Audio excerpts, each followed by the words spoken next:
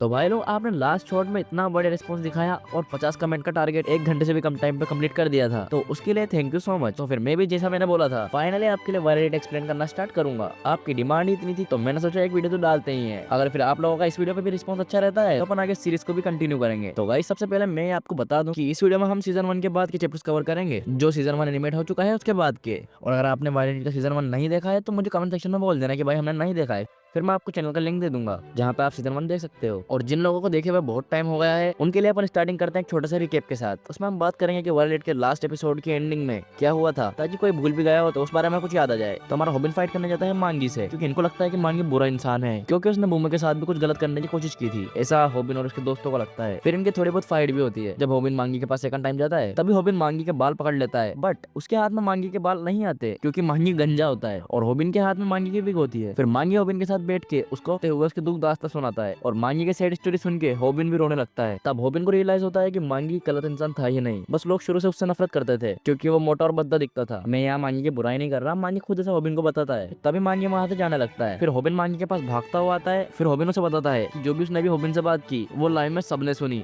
और ऑडियंस चाहती है कि वो भी उसके यूट्यूब पर, हाँ मतलब मानवा के अकॉर्डिंग तो यूट्यूब पर, तो ऑडियंस चाहती है कि वो भी यूट्यूब पर वीडियोस डाले और लाइव करे जैसे कि हॉबिन लोग करते हैं। मतलब ऑडियंस उसे भी सपोर्ट करना चाहती है। काश मेरी भी ऑडियंस मुझे ऐसे ही सपोर्ट करना चाहती।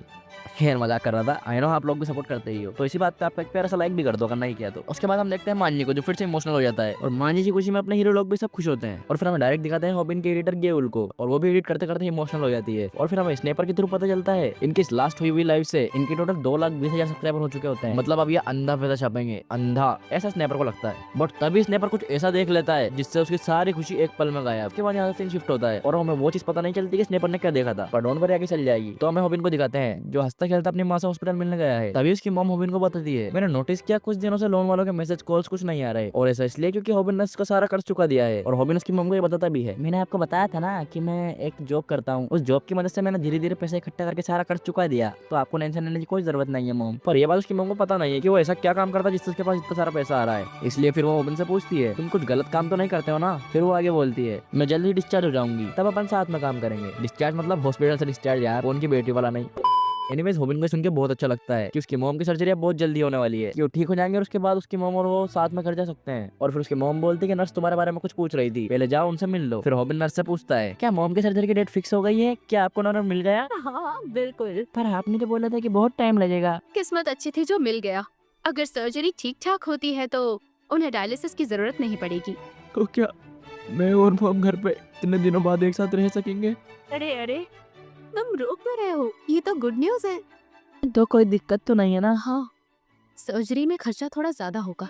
मैनेजमेंट फीस मिलाकर लगभग 20 लाख हो जाएंगे। पर हॉबिन को इससे कोई प्रॉब्लम नहीं होती है क्योंकि वो इतने टाइम बाद उसकी मॉम के साथ रह पाएगा, इससे बढ़कर उसके लिए कुछ नहीं। इसलिए उसे पैसों से भी फर्क नहीं पड़ता कि नर्स 20 मिलियन बताया 50 मिलियन, और वो भी बोल देता है ठीक है मैं इंतजाम कर दूंगा, उसकी टेंशन आप मत लीजिए। फिर स्नेपर और गेवल भी हॉस्पिटल में हॉबिन से मिलने आते हैं। फिर हॉबिन स्नेपर के गले लगकर खुश होकर बोलता है मॉम की सर्जरी की डेट फिक्स हो चुकी है, अब वो जल्द ही ठीक हो जाएंगी। और अपने नेक्स्ट पेमेंट आने में कितना टाइम लगेगा स्नेपर? मॉम की सर्जरी में 20 मिलियन वॉन लगेंगे, इतने तो काफी है ना। अपन को नेक्स्ट पेमेंट में कितना मिलेगा? शायद इससे भी ज्यादा मिलेगा है ना। इस बार तो मैं तुम्हारा भी हिस्सा बढ़ा दूंगा।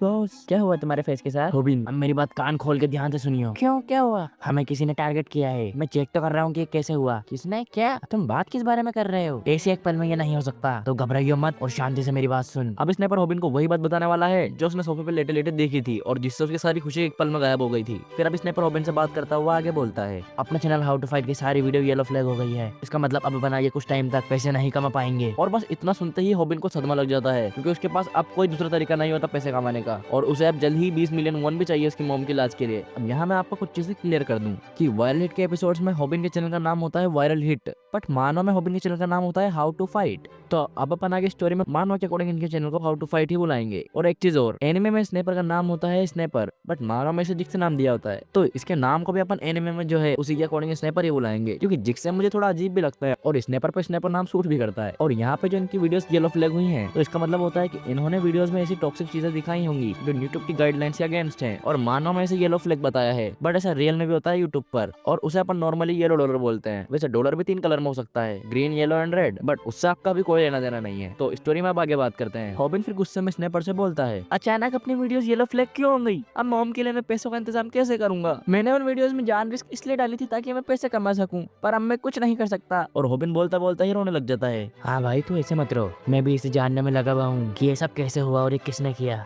बस ये दवाई ले लीजिए, क्योंकि आप ऐसा नहीं दिखा सकते कि आपको बुरा नहीं लगा। मुझे नहीं लगता कि वो वायलेंस और किसी गलत वर्ड की वजह से हुआ है। चीज पे तो मैंने एडिटिंग के टाइम ज्यादा ध्यान दिया था, मुझे अच्छे से याद है, मैंने सारे वायलेंट सीन को ब्लर कर दिया था। राहुल बिल्कुल सही कह रही है, ऐसे अचानक सभी वीडियोस पे फ्लैग आना कोई सेंस नहीं बनाता। फ्लैग आने का कारण वायलेंस नहीं हो सकता, क्योंकि अगर वायलेंस की वजह से ही फ्लैग आना होता तो वो बहुत पहले आ चुका होता। और मैंने अपनी पुरानी वीडियोस चेक भी किए हैं जिनमें किसी भी टाइप का वायलेंस नहीं है, वो भी वीडियो अपनी फ्लैग हो चुकी है। तो मुझे लगता है कि अपन को किसी ने टारगेट किया है और वो कोई एक बंदा तो बिल्कुल नहीं है। पर मैं श्योर तो नहीं हूँ, पर मैं इस चीज के बारे में और जांच रहा हूँ और मैंने यूट्यूब का मेल भी किया है। तो उसका रिप्लाई कब तक आ जाएगा? शायद कम से कम 1 महीने बाद। क्या?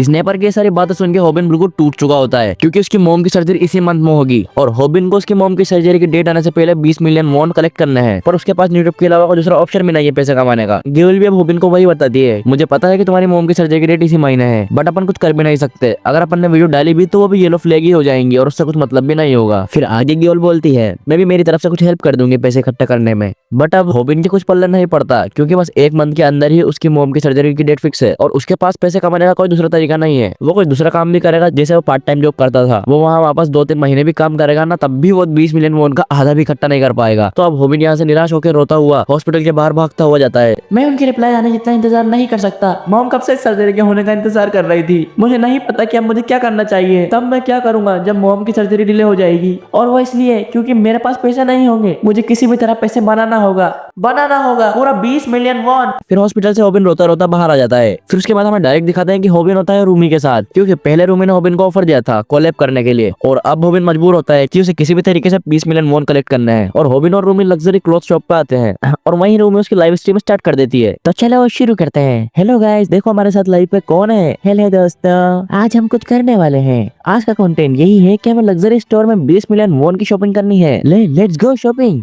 और इनके लाइव स्ट्रीम में ऑडियंस का भी बहुत मजा आता है, क्योंकि पहली बार रूमी के लाइव में उन्होंने हॉबिन को देखा है। और फिर रूमी हॉबिन के बिल्कुल पास आके कान में बोलती है, क्या तुम्हें पैसों की सख्त जरूरत है? अपनी लाइव से जितने भी स्पॉन्सरशिप आएगी उसे अपन हाफ बांट लेंगे। अब यहाँ हॉबिन की बात ने मेरा भी दिमाग खराब कर दिया। यहाँ रूमी बोल क्या रही है और हॉबिन सोच क्या रहा है। देखो, मैंने इसकी आवाज पहले भी सुनी थी, बट इस बार थोड़ा अलग है। लगता है मुंह की जगह नाक से बात कर रही है। तो चलो अब शॉपिंग करते हैं। चलो चलते हैं। मुझे किसी भी तरह पैसे कमाने हैं, चाहे मुझे यही क्यों ना करना पड़े। बाय द वे, रूमी के व्यूज। हॉबिन, तुम्हारा इसके बारे में क्या ख्याल है? ये तो एक्सपेंसिव लग रही है। क्या मेरा प्रोडक्ट लग्जरी है? तो क्या तुमने मुझे नहीं सुना था? रूमी की ऑडियंस कितनी खतरनाक है, ये तो इसकी बेइज्जती करने में लगे हुए हैं। इससे बढ़िया तो मेरी ऑडियंस है जो मुझे सपोर्ट तो करती है, और रूमी उसकी ऑडियंस को पूरा इग्नोर मार के शॉपिंग में लगी हुई होती है और अलग अलग कपड़े ट्राई करती है। मुझे ये चीज समझ में नहीं आई कि रूमी को क्यों ट्रोल कर रहा है। मुझे लगता है कि मैं भी रूमी से कुछ सीख सकता हूँ। वैसे रूमी जो कपड़े देख रही है उनकी कॉस्ट क्या है?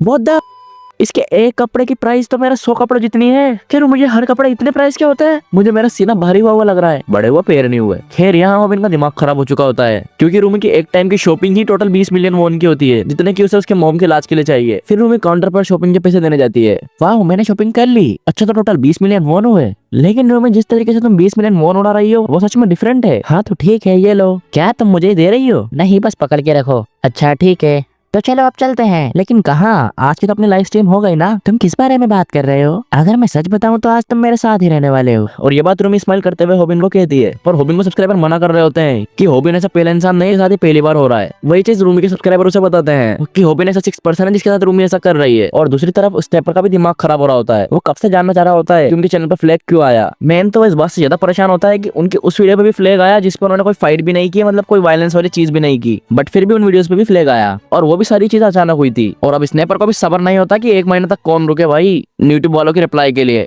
और उसके पास कोई दूसरा बंदा भी नहीं है जिससे वो पूछ सके। इसलिए वो उनके यूट्यूब चैनल पे एक पोस्ट डालता है, और उस पोस्ट में वो ये लिखता है, I have been suddenly flagged. I understand the fighting videos that are रफली edited, but why does the regular video also been flagged? Does anyone know the reason? I have been doing YouTube since I forgot, but this is the first time that it happened. मतलब वो audience की post के through वही बताना चाह रहा होता है जो उनके चैनल के साथ अभी हुआ है। और उसने ऐसा इसलिए किया कि अगर ऑडियंस में से किसी भी बंदे को पता हो कि ये येलो फ्लैग का किस सीन है और किसी भी तरीके से वो उनके चैनल को सही कर सके तो उनकी सारी प्रॉब्लम्स ठीक हो जाएंगी। और इंस्टेंटली एक बंदा कमेंट भेज जाता है और वो कमेंट में लिखता है कि मुझे इस बारे में पता है। फिर स्नेपर को भी थोड़ी खुशी मिलती है कि चलो किसी को तो इस बारे में पता है। बट फिर वो बंदा और वो इमेज भेजता है नारुतो और सास्के की। भाई तो नारुतो का फैन निकला और वो बाकी क्या कमेंट करता है वो आप देख लेना। फिर स्नेपर का दिमाग खराब कि साला ये भी मजे ले रहा है। फिर स्नेपर सोचता है कि क्या ऐसा कोई भी बंदा नहीं जो हमारी हेल्प कर सके। पर स्नेपर देखता है कि एक और बंदा का कमेंट आया है जो बता रहा है कि ऐसा सिमिलर केस एक यूट्यूबर चोरोंग के साथ भी हुआ था। और फिर वापस हमें दिखाते हैं हॉबिन और रूमी को जो लाइव पे खाना खा रहे होते हैं जैसे कि फूड ब्लॉगर करते हैं। बट फर्क ये होता है कि लोग लाइव पे कर रहे हैं। फिर हॉबिन बोलता है बस यार अब मैं आगे नहीं खा सकता, क्या तुम मुझे मारना चाहती हो?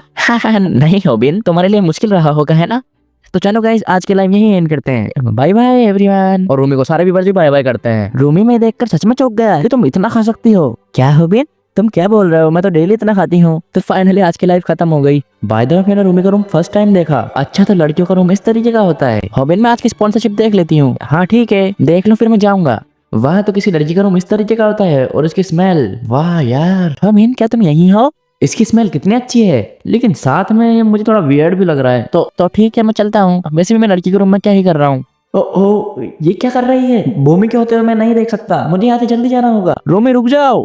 हॉबिन ऐसा इसलिए बोल रहा है क्योंकि रूमी हॉबिन के सामने उसके कपड़े चेंज कर रही होती है। रूमी तुम अचानक से क्या करने लगी? ओह तो क्या मैं सच में देख रहा हूँ? रूमी तुम किसी लड़के के सामने अचानक अपने कपड़े क्यों चेंज करने लगी? ओह हॉबिन माफ करना मेरी गलती है। वो क्या है ना अगर तुम एक ही कपड़ों में ज्यादा लाइव करते हो तो लोगों को लगता है कि तुमने सारी लाइव एक ही दिन में की है, इसलिए मैंने अपने कपड़े चेंज किए। हैं ये किस बारे में बात कर रही है? मुझे लगता है कि मुझे और मुकबैंग वीडियोस बनाने की जरूरत है। यहाँ रूमी का मुकबैंग से मतलब है खाना खाते हुए वीडियो बनाना।